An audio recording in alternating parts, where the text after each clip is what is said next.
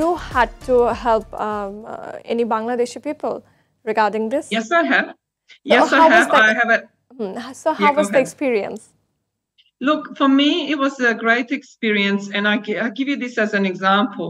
I went to eat in a place, and that was in a Pakistani restaurant, and somebody overheard me talking, and I said, I can't believe, how people stay here for this long. They don't get visa. And this young man was sitting on the table, and he asked me, what do you do for work? And I couldn't help myself. So I started talking to him, and I said, this is what I do.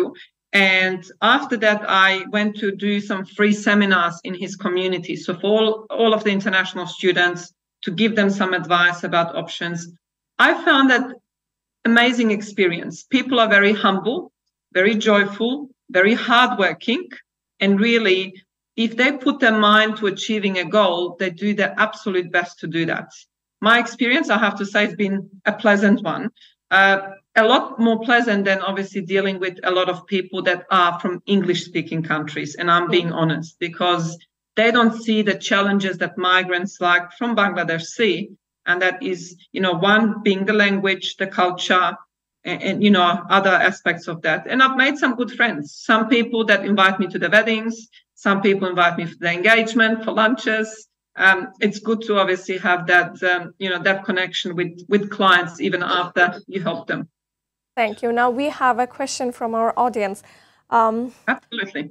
When transitioning to 191, does the occupation need to be the same when you're applied for the 491? Well, you don't need to make any other application. So when you are on the 491 visa, you get the visa for 5 years.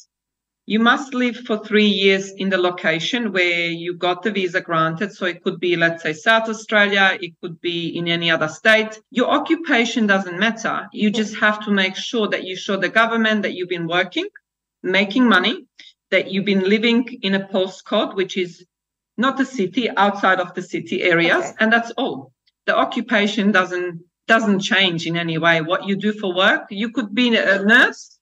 You could be an engineer and work as a manager in a phone shop. It doesn't really matter. But what are the key factors that can impact a migrant's chances for obtaining a visa, such as age, education, work experience, or family issues? Look, one of the biggest factors perhaps is a lot of applicants may be the age. The more experience you have, a lot of applicants are a bit older, which means some visas that are permanent visas is not something that they can obtain. So it may be going to the 491 visa, which is a temporary visa. You wait for 3 years and then you get permanent residency. The other challenge is if somebody has a health condition, and if that health condition requires them to have medication, that can stop someone from sometimes getting access to visas.